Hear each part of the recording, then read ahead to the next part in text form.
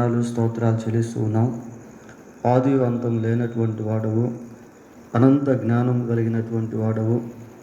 భూమి ఆకాశములు పట్టజాలనంత, ఆకాశ మహాకాశములు పట్టజాలనంత గొప్ప దేవుడవు. ఆయన సర్వ సృష్టికి ఆది సంభూతుడు అయినటువంటి వాడవు. మమ్మును మీ కృపచేత సృజించినటువంటి వాడవు. ఇంతవరకు మమ్మును మీ కృపచేత కాపాడినటువంటి వాడవు. అందును బట్టి మీకు స్తోత్రాలు చెల్లిస్తూ ఉన్నాం. ఈ రాత్రికాల సమయంలో ప్రత్యేకంగా ఆయన మరొక పర్యాయము ఈ కూడికలో మీ వాక్యాన్ని ధ్యానం చేసుకుంటూ ఉండగా మీరే మీ వాక్యము ద్వారా మాతో మాట్లాడండి. మాలో ప్రతి ఒక్కరూ మీ దృష్టిలో ఎంతో విలువైనటువంటి వారు, వారు చిన్నవారైనా పెద్దవారైనా, ప్రభా మిమ్మల్ని ఎరిగిన వారైనా ఎరగిన వారైనా కనుక ప్రభా మీరు మా పట్ల కలిగి ఉన్న గొప్ప విలువను మేము అర్థం చేసుకుంటకు, గ్రహించుకుంటకు, ఆ రీతిగా నడుచుకుంటకు మీరే కనికరించి సహాయం చేయండి. మేము వినబోచున్న ఈ వర్తమానము మాకందరికీ దీవెనకరంగా చేయమని మా రక్షకుడైన యేసుక్రీస్తు పరిశుద్ధమైన నామములో ప్రార్థన చేస్తున్నాము తండ్రి, ఆమేన్.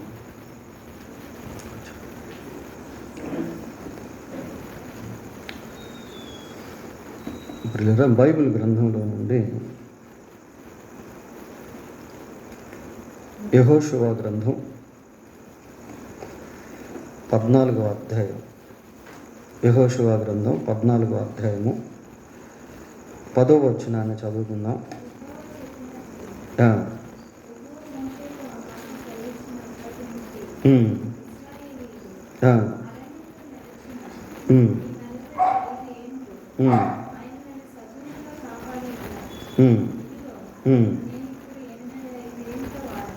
చాలు పిల్లలు, యెహోషువ గ్రంథం 14వ అధ్యాయం 10వ వచనంలో ఈ మాటలు కాలేబు అనేటువంటి వ్యక్తి మాట్లాడుతూ ఉన్నాడు. కాలేబు ఇక్కడ మాట్లాడుతూ ఏమంటున్నాడంటే, ఇశ్రాయేలీయులు అరణ్యములో నడిచిన ఈ 45 ఏండ్లు ఆయన నన్ను సజీవునిగా కాపాడి ఉన్నాడు.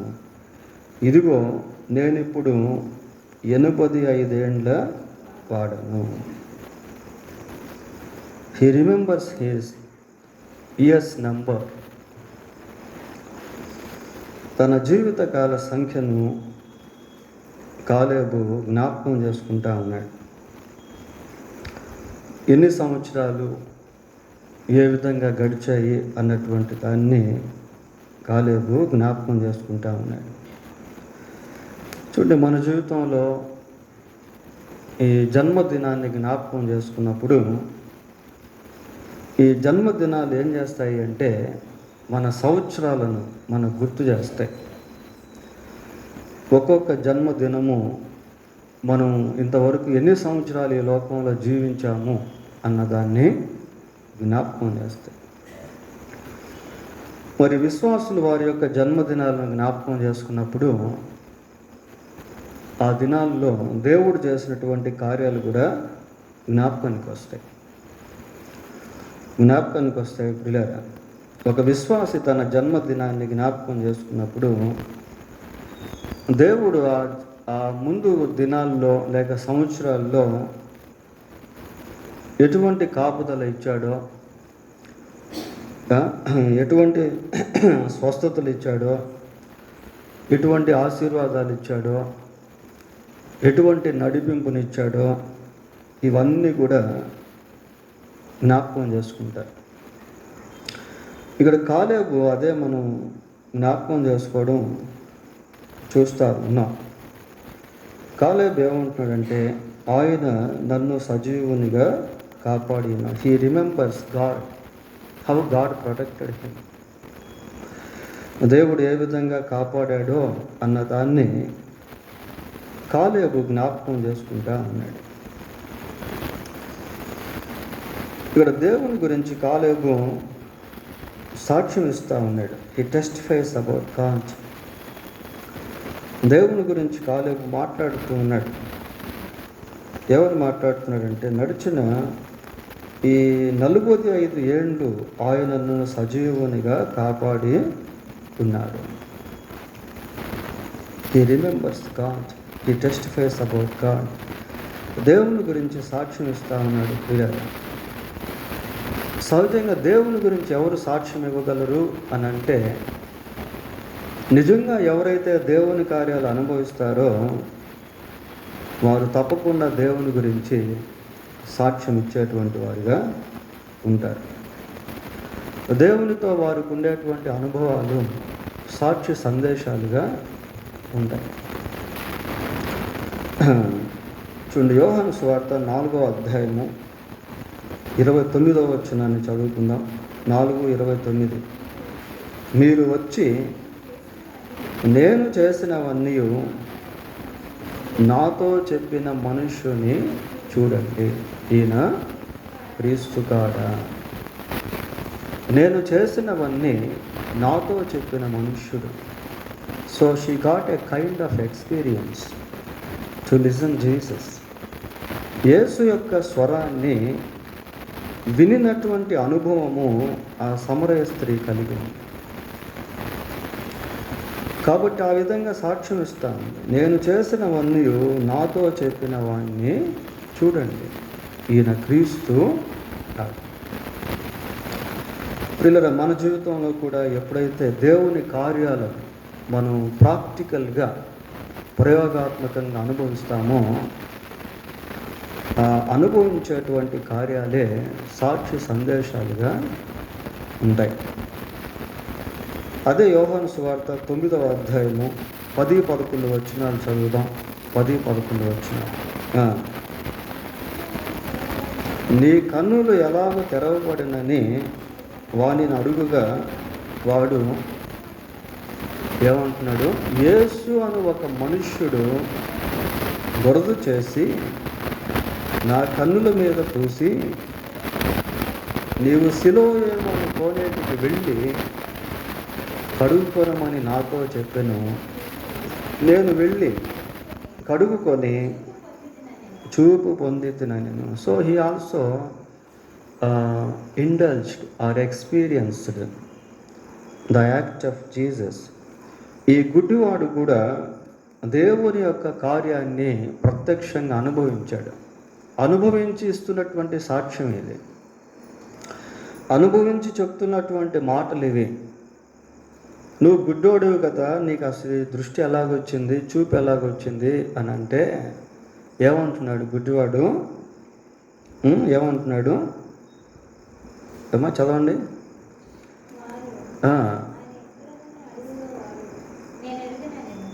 అది కాదు, నిన్నాక చదివింది. వాడు యేసు అని ఒక మనుష్యుడు బురద చేసి చూడండి ప్రియులారా, it is not an imagination. ఇదేదో ఒక ఊహా సంబంధమైనటువంటిది కాదు. ఆ గుడ్డివానికి యేసు ప్రభు ఏం చేశాడో అనేది అనుభవించి సాక్ష్యం చెప్తా ఉన్నాడు. అనుభవ సాక్ష్యాలు ప్రియులారా. మనం దేవుని నుండి దేన్నైతే అనుభవిస్తామో దాని గురించి సాక్ష్యం చెప్పేటువంటి వారంగా ఉండగలుగుతాం.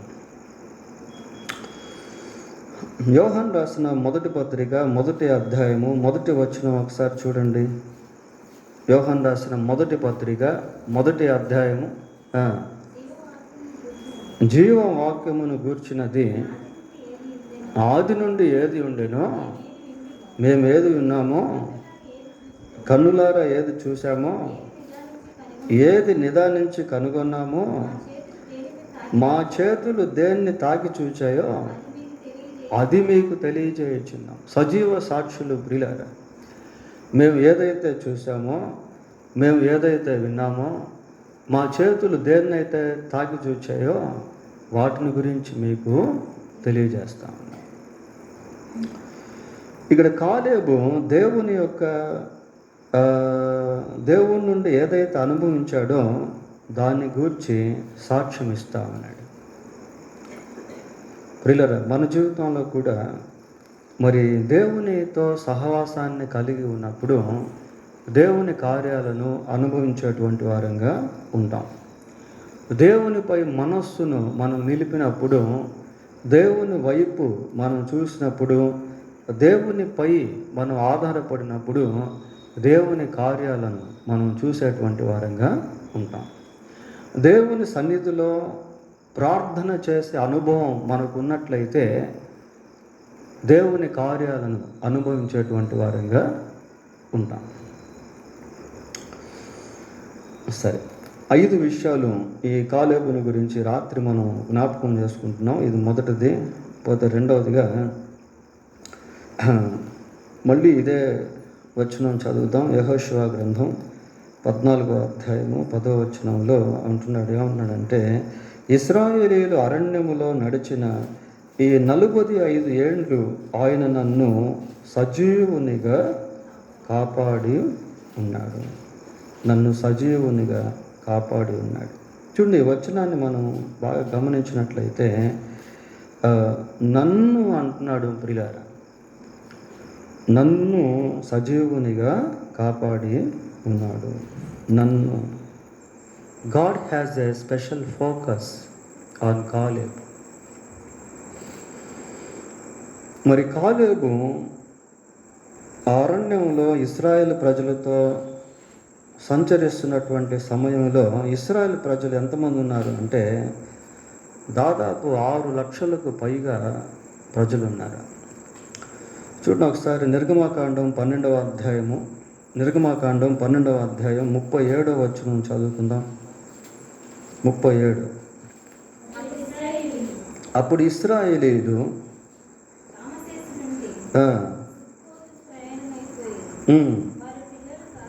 పిల్లలు కాక కాల్బలము 6 లక్షల వీరులు ప్రియులారా. ఇంకా వాళ్ళలో సామాన్యులు ఎంతమంది ఉన్నారో, స్త్రీలు ఎంతమంది ఉన్నారో, వృద్ధులు ఎంతమంది ఉన్నారో, పిల్లలు ఎంతమంది ఉన్నారో మనకు తెలియదు. కొన్నిసార్లు 20 లక్షలని కూడా అంటారు, కానీ మనకి సంఖ్య ఎక్కడ చెప్పబడలేదు. అంటే అన్ని లక్షల మధ్యలో కాలేబు కూడా ఉన్నాడు. అన్ని లక్షల మధ్యలో, అన్ని లక్షల మంది ప్రజల మధ్య కాలేబు కూడా ఉన్నాడు ప్రియులారా. ఇక్కడ కాలేబు మాట్లాడుతూ అంటున్నాడు, ఏమంటున్నాడంటే, నడిచిన ఈ 45 ఏండ్లు ఆయన నన్ను సజీవునిగా ఆయన నన్ను. God has a special focus on Caleb. God has a special care for Caleb. కాలేబు పట్ల దేవుడు ఒక ప్రత్యేకమైనటువంటి శ్రద్ధను నిలిపాడు. కాలేబు పట్ల దేవుడు ఒక ప్రత్యేకమైనటువంటి దృష్టిని నిలిపాడు ప్రియులారా. దేవుడు కాలేబు పట్ల ఒక ప్రత్యేకమైనటువంటి గుర్తింపును కూడా కలిగి ఉన్నాడు. చూడండి, అన్ని లక్షల మంది ప్రజలలో కాలేబును దేవుడు దృష్టి ఉంచుట అనేది ఒక అద్భుతమైన విషయం. ఈ రాత్రి మనం ఇక్కడ కొద్దిమందిగా ఉన్నాము. కొద్దిమందిగా ఉన్న మనలో ఒక్కొక్కరి పైన దేవుడు ఒక ప్రత్యేకమైనటువంటి దృష్టిని కలిగి ఉన్నాడు. ప్రపంచ జనాభా 800 కోట్లకు పైగా ఉంది ప్రియులారా. ఇంత ఫ్లోట్లో, ఇన్ని కోట్ల జనాభాలో దేవుని బిడ్డలు ఎవరో దేవునికి బాగా తెలుసు. అంటే అన్ని లక్షల మంది మధ్య కాలేబుపై దేవుడు ఒక ప్రత్యేకమైనటువంటి దృష్టిని నిలుపుట అనేది చాలా ఆశ్చర్యం. సమూయేలు మొదటి గ్రంథం 16వ అధ్యాయము 12వ వచనం చూడండి.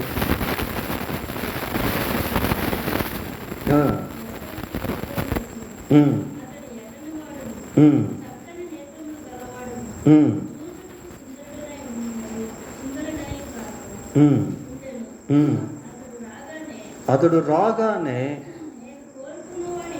నేను కోరుకున్నవాడు ఇతడే. ఎవరు అంటున్నారు ఈ మాటలు? నేను కోరుకున్నవాడు ఇతడే అని ఈ మాటలు ఎవరన్నారని దేవుడు సమూయేలుతో అంటున్నాడు.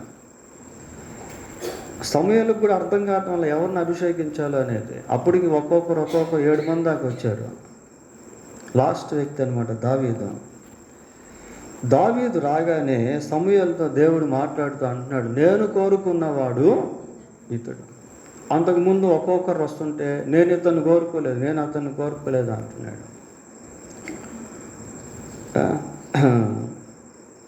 దావీదు రాగానే సమూయేలుతో దేవుడు అంటున్నాడు, నేను కోరుకున్నవాడు ఇతడే. దావీదు పట్ల దేవునికి దయా సంకల్పం అనేది ఉంది ప్రియులారా.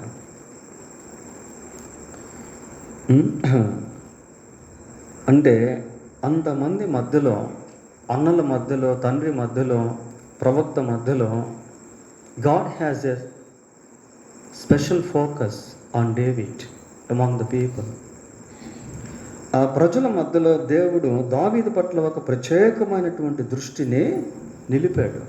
అపోస్తుల కార్యములు 26వ అధ్యాయము, అపోస్తుల కార్యములు 26వ అధ్యాయము 14వ వచనం చదువుదాం.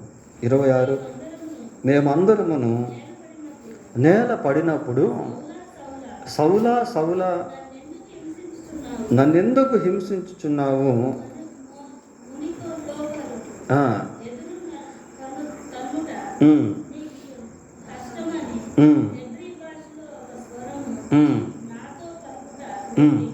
నాతో పలుకుట వింటిని.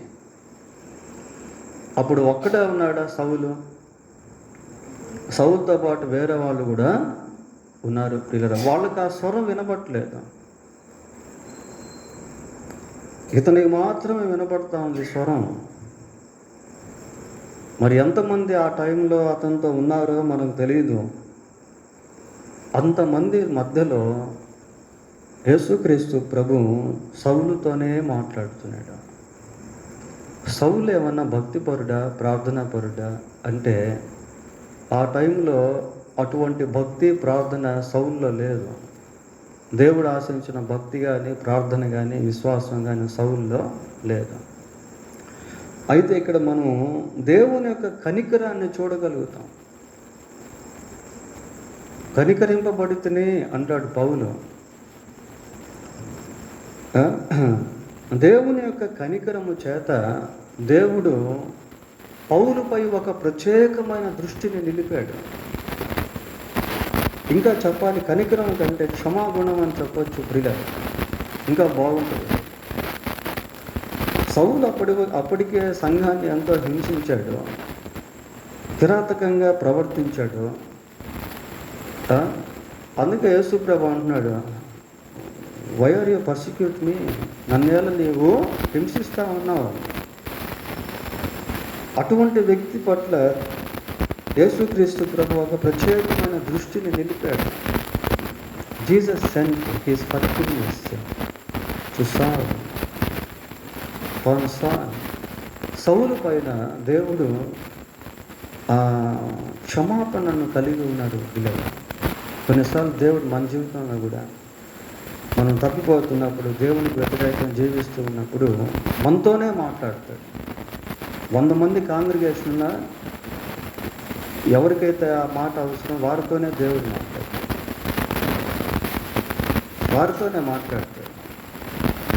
అక్కడ సౌలుతో పాటు ఎంతమంది ఉన్నారో తెలియదు కానీ సౌలుతోనే మాట్లాడుతున్నాడు దేవుడు. అందుకే ప్రత్యేకంగా సౌలా అంటున్నాడు. మిగతా వాళ్ళ పేర్లు దేవుడికి తెలియవా? తెలుసు. కానీ వాళ్ళందరి మధ్యలో సౌలుతో దేవుడు మాట్లాడుతున్నాడు. సో గాడ్ హ్యాస్ సెట్ ఈ స్పెషల్ ఫోకస్ ఆన్ సాల్ అమంగ్ ద పీపుల్. ప్రజల మధ్యలో మరి దేవుడు సౌలు పైన ఒక ప్రత్యేకమైనటువంటి దృష్టిని నిలిపాడు. దాంట్లో దేవుని యొక్క క్షమాగుణం ఉంది ప్రియులారా. God is always ready to forgive us. దేవుడు ఎల్లప్పుడూ మనల్ని క్షమించేదానికి ఇష్టపడతా ఉంటాడు. అయితే దేవుడు మనతో మాట్లాడినప్పుడు మనం దేవునితో సమాధానపడాలి. ఏదైనా ఉంటే దేవునితో సరి చేసుకోవాలి. సౌలు అలాగే సరి చేసుకున్నాడు. ఇక్కడ ఈ కాలేబు అంటున్నాడు, ఏమంటున్నాడు, నన్ను అంటున్నాడు ప్రియులారా. ప్రత్యేకంగా తన గురించి తాను మాట్లాడుకుంటా ఉన్నాడు. మార్క్స్ వార్త 10వ అధ్యాయం 49వ వచనం చదువుదాం. 10:49. అప్పుడు యేసు నిలిచి వానిని పిలువుడని చెప్పగా, వానిని. ఆ సమయంలో యేసు ప్రభుతో పాటు ప్రజలు ఎలాగున్నారో తెలుసా? 46వ వచనం చదవండి. ఆయన తన శిష్యులతోనూ బహుజన సమూహముతోనూ యెరికో నుండి బయలుదేరి వస్తాను. బహుజన సమూహం ప్రియులారా, కిక్కిరిసిపోయినారు. శిష్యులు కూడా ఉన్నారు, శిష్యులు ఉన్నారు, బహుజన సమూహం ఉన్నారు. అయితే ప్రభు ఎవరిని పిలుస్తున్నాడు? యేసు నిలిచి వానిని ఏమంటున్నాడట? వాన్ని పిలవండి, వాన్ని, ఆ వ్యక్తిని పిలవండి, ఆ వ్యక్తిని పిలవండి. అంతమంది మనుషులు ఉన్నటువంటి సమయంలో, గుంపులు గుంపులుగా ఉన్నటువంటి సమయంలో ప్రభు ఆ వ్యక్తినే ఎందుకు పిలిచాడు? God was move with compassion. దేవుడు ఆ వ్యక్తి పట్ల కనికరాన్ని చూపిస్తా ఉన్నాడు. దేవుడు ఆ వ్యక్తి పట్ల కనికరాన్ని చూపించగానే గుడ్డివాడు బాగా అయిపోయాడు ప్రియులారా. అంటే దేవుని యొక్క ఫోకస్, ఆ లక్ష్యము లేక గురి లేక దృష్టి అంతమంది మధ్యలో ఆ గుడ్డివాడి పైన పడింది. దీన్ని బట్టి మనం గమనిస్తే మనలో ప్రతి ఒక్కరిని కూడా దేవుడు ఒక ప్రత్యేకమైనటువంటి విధానంలో శ్రద్ధ చూపిస్తూ ఉన్నాడు. దాన్ని మనం గుర్తించుకోవాలి.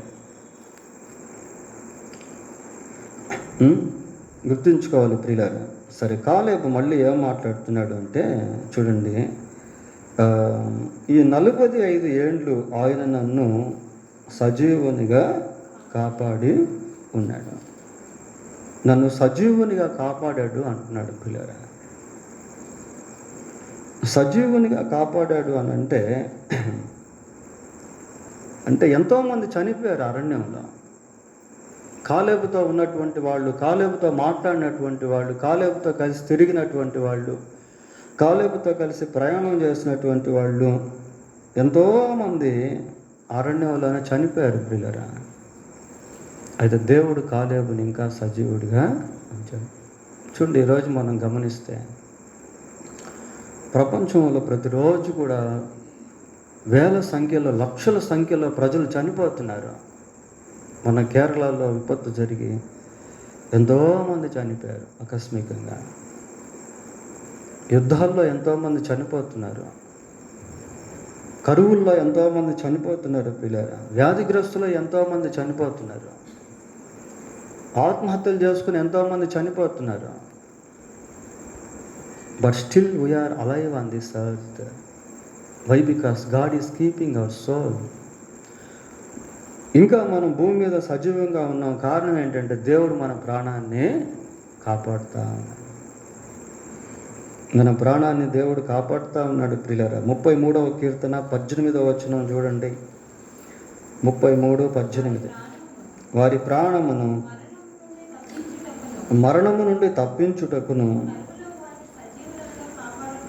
కరువులో వారిని సజీవులుగా కాపాడుటకును యెహోవా దృష్టి ఆయన యందు భయభక్తులు గలవారి మీదను, ఆయన కృప కొరకు కనిపెట్టు వారి మీదను నిల్చున్నది. ఏమని చదువుతున్నాం అక్కడ? వారి ప్రాణమును దేని నుండట? మరణము నుండి ప్రియులారా. మరణము నుండి. నేను సజీవునిగా ఉన్నాను అంటే అర్థం ఏంటంటే నేను ఇంకా చనిపోలేదు అని అర్థం. నేను బ్రతికే ఉన్నాను అని అర్థం. నేను బ్రతికే ఉన్నాను అని అంటే దేవుడు నన్ను మరణం నుండి కాపాడాడు అని అర్థం. మరణము నుండి దేవుడు మన ప్రాణాన్ని కాపాడుతున్నాడు ప్రియులారా. కరువులో చనిపోకుండా దేవుడు మనల్ని పోషిస్తూ ఉన్నాడు. ఆ రీతిగా కూడా మన ప్రాణాన్ని కాపాడుతూ ఉన్నాడు. 121 కీర్తన 7వ వచనం చూడండి. 121. ఏ అపాయమును రాకుండా యెహోవా నిన్ను కాపాడును, ఆయన నీ ప్రాణమును కాపాడును. నీ ప్రాణమును కాపాడును. ఎన్నో రోగాలు, ఎన్నో యాక్సిడెంట్లు, ఎంతో శత్రు బలము, వీటన్నిటి మధ్య దేవుడు మన ప్రాణమును కాపాడుతూ ఉన్నాడు ప్రియులారా, కాపాడుతూ ఉన్నాడు. ఎన్నో శ్రమలు, ఎంతో దుఃఖం, కొన్నిసార్లు ప్రాణము దుఃఖానికి నలిగిపోద్ది, కృంగిపోద్ది. 116వ కీర్తన 3-4 వచనాలు చూడండి. మరణ బంధములు నన్ను చుట్టుకొని ఉండెను, పాతాళపు వేదనలు నన్ను పట్టుకొని ఉండెను, శ్రమయు దుఃఖమును నాకు కలిగి. శ్రమ, దుఃఖము, మరణపు వేదనలు, పాతాళపు వేదనలు, ప్రియులారా, మానసిక సంబంధమైనటువంటి బాధ, క్షోభ, వేదన, చింతలు, వాటన్నిటిలో నుండి దేవుడు మన ప్రాణాన్ని కాపాడుతూ ఉన్నాడు. అందుకే మనం ఇంకా సజీవులముగా ఉన్నాం. కాలేబు ఇక్కడ తన గురించి మాట్లాడుతూ ఏమంటాడంటే, నన్ను సజీవునిగా కాపాడు అంటున్నాడు. ఎంత మంచి మాటలు చెప్తున్నాడు. నన్ను సజీవునిగా కాపాడి ఉన్నాడు, నన్ను సజీవునిగా కాపాడి ఉన్నాడు. పిల్లల 4వదిగా మనం ఇక్కడ గమనించినట్లయితే, మరి దేవుడు కాలేబును ఇటువంటి విపత్తుల నుండి మాత్రమే కాకుండా దుష్టుల నుండి కూడా కాపాడుతూ వచ్చాడు. దుష్టుల నుండి కూడా కాపాడుతూ వచ్చాడు ప్రియులారా. మరి వాళ్ళు వేగు చూచేదానికి కానానుకు పంపబడ్డారు. కాదేశు బర్నియా నుండి పంపబడినప్పుడు ఆ పంపబడిన 40 మందిలో కాలేబు కూడా ఒకడు ప్రియులారా. కాలేబు కూడా ఒకడు, యెహోషువ కూడా ఒకడు. ఈ 40 మంది వెళ్ళారు, 40 రోజులు తిరిగారు, అక్కడ ఉన్నటువంటి సమాచారాన్ని తీసుకొచ్చి ఇశ్రాయేలు ప్రజలకి ఈ 40లో 38 మంది చెడ్డ సమాచారాన్ని అందించారు. చూడండి ఒకసారి సంఖ్యాకాండం 14వ అధ్యాయము 38వ వచనం చదువుదాం. 14వ అధ్యాయం 38వ వచనం.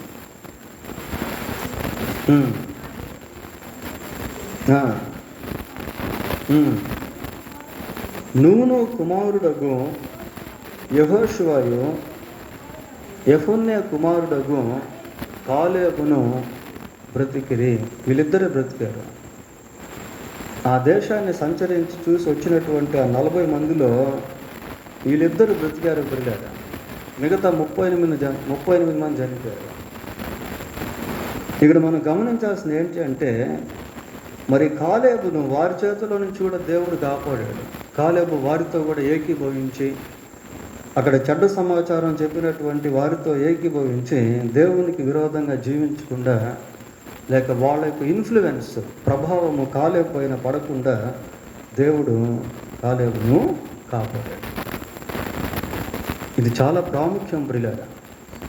ఈ రోజుల్లో అనేక మంది ఎందుకు తాగుబోతులు అయిపోతున్నారు అంటే, తాగుబోతుల యొక్క ఇన్ఫ్లుయెన్స్, ప్రభావం వాళ్ళ మీద పడుతుంది. దుష్ట సాంగత్యం మంచి నడవడిని చెరుపును. 40 మంది, ఈ 40 మంది కలిసి వెళ్ళారు, 40 మంది కలిసి తిరిగారు కానాన్లో. అక్కడ ఉన్నటువంటి వాటన్నిటిని కూడా 40 మంది కలిసి చూశారు. తిరిగి మళ్ళీ 40 మందిగానే తిరిగి వచ్చారు. కానీ వాళ్ళ ప్రభావము కాలేబుపై పడకుండా దేవుడు జాగ్రత్తగా కాపాడాడు. ఇన్ఫ్లుయెన్స్ ఆఫ్ వికెడ్నెస్, దుష్ట ప్రభావము చాలా భయంకరమైనది ప్రియులారా. నోవహు కాలంలో ఎక్కడ చూసినా ప్రజలు వారి మార్గాలను చెరిపేసుకున్నారు. భూలోకం అంతా కూడా చెడిపోయిందని బైబిల్లో మనం చూస్తాం, ఆదికాండం 6వ అధ్యాయంలో.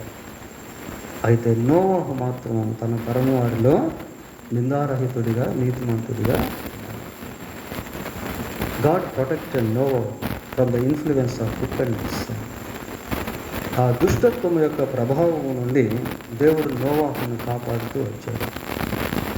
లోతు సొదొమ గొమొర్రాలో ఉన్నాడు. సొదొమ గొమొర్రా అంతా భయంకరమైనటువంటి పాపం ప్రియులారా, భయంకరమైనటువంటి పాపాత్మలు ఉన్న ప్రదేశం అది, భక్తిహీనులు ఉన్న ప్రదేశం అది.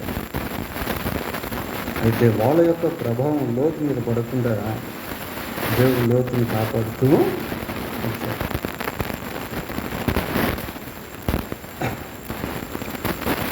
కొరింథీయులకు రాసిన మొదటి పత్రిక 10వ అధ్యాయము 5వ వచనం నుంచి చూద్దాం. కొరింథీయులకు రాసిన మొదటి పత్రిక 10వ అధ్యాయం. అయితే వారిలో ఎక్కువ మంది దేవునికి ఇష్టలుగా ఉండకపోయేది కనుక అరణ్యంలో సంహరింపబడిరి. వారు ఆశించిన ప్రకారము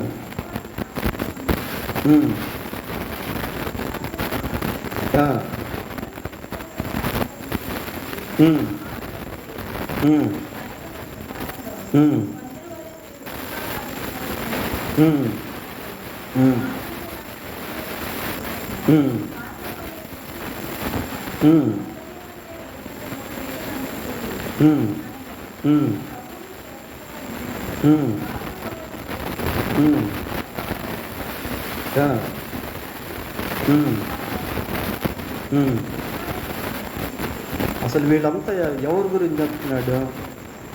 ఇశ్రాయేల్ ప్రజల గురించి చెప్తున్నాడు ప్రియులారా. ఈ ఇశ్రాయేల్ ప్రజలు బ్రతుకున్నప్పుడే కాలేబు వాళ్ళ మధ్యలో ఉన్నాడు.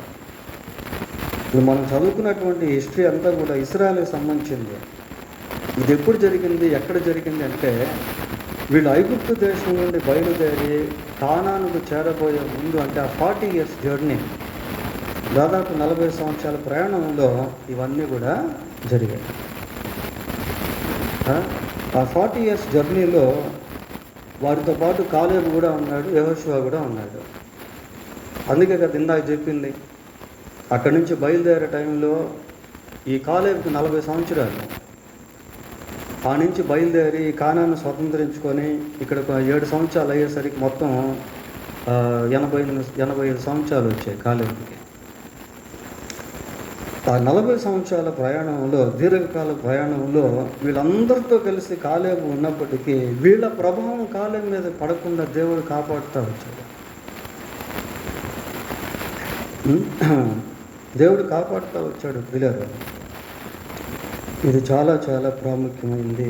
Where we live, where we work, we need to have the protection of God from wicked people. మనం ఎక్కడ జీవించినా, ఎక్కడ పనిచేస్తున్నా ఈ దుష్ట సంబంధమైనటువంటి ప్రభావము మన మీద పడకుండా జాగ్రత్తగా జీవించాలి. పిల్లలు, మనం దేవుని కొరకు జీవిస్తే దేవుడు మన ద్వారా ప్రజలతో మాట్లాడతాడు.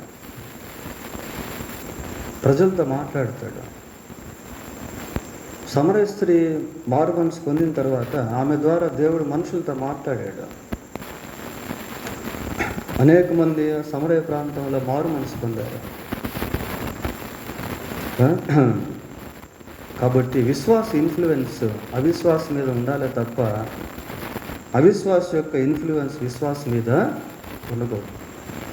ఉంటే ఏమవుతుందంటే ఈ విశ్వాసం కూడా అవిశ్వాసలాగా మారిపోతుంది. కొద్ది చివరిగా ఈ కాలేబుని గురించి మనం ఆలోచన చేస్తే, కాలేబును దేవుడు బహుగా ఆశీర్వదించాడు. దేవుడు వాగ్దానం చేసినటువంటి భూమికి, పాలు తేనెలు ప్రవహించేటువంటి ఆ దేశానికి కాలేబు కూడా చేర్చబడ్డాడు. తర్వాత కాలేబుకి వివాహం అయింది. కాలేబుకి ఒక కుమార్తె కూడా ఉంది. ఆ కుమార్తె పేరు ఆక్సా. ప్రియులారా, ఈ ఆక్సాను ఒక వ్యక్తి పెళ్లి చేసుకున్నాడు. అతని పేరు ఒత్నీయేలు. అతను ఎవరు అంటే, న్యాయాధిపతుల గ్రంథంలో ఇశ్రాయేలుకు మొట్టమొదటి న్యాయాధిపతి ఒత్నీయేలు. చూడండి, అదొక్కటి చూసి మనం ముగిద్దాం. న్యాయాధిపతుల గ్రంథం 1వ అధ్యాయము 13వ వచనం చదువుకుందాం. 1వ అధ్యాయము 13వ వచనం.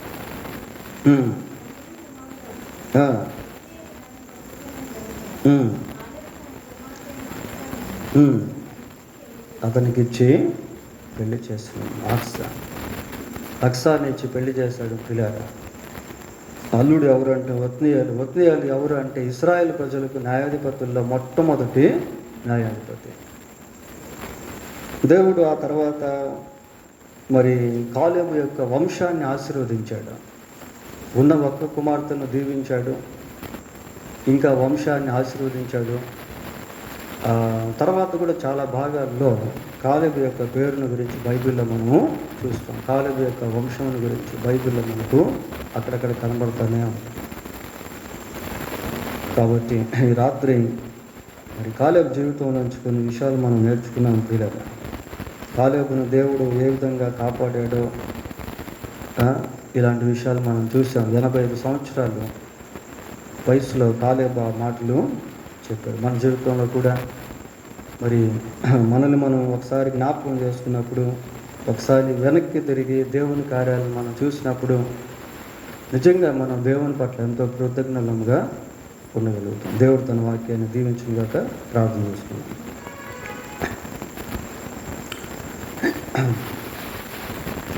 కృపగలిగిన మా తండ్రి, పరిశుద్ధుడైన మా దేవా, మీకు వందనాలు, స్తోత్రాలు. ఈ రాత్రి కాలేబు జీవితం నుంచి అనేక ఘట్టాలు మీరు మా ఎదుటికి తీసుకొచ్చినందుకై మీకు స్తోత్రాలు చెల్లిస్తూ ఉన్నాం. మేము కూడా మిమ్మల్ని గురించి సాక్ష్యం ఇచ్చే వారంగా ఉండుటకు సహాయం చేయండి.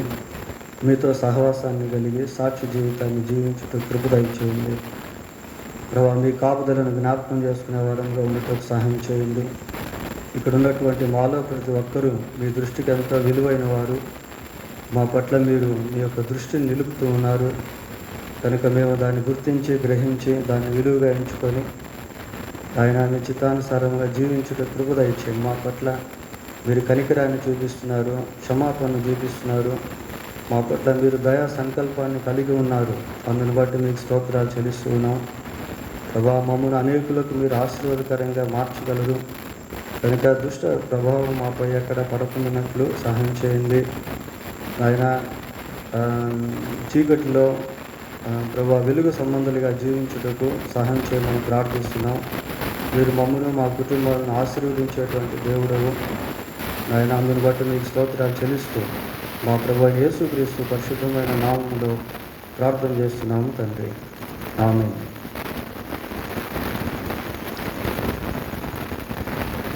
సాక్షి ఇలారా ఈ సమయంలో మనకు సాక్ష్యం ఉన్నాం. మన మధ్య సోదరి భారతి చేస్తున్నారు.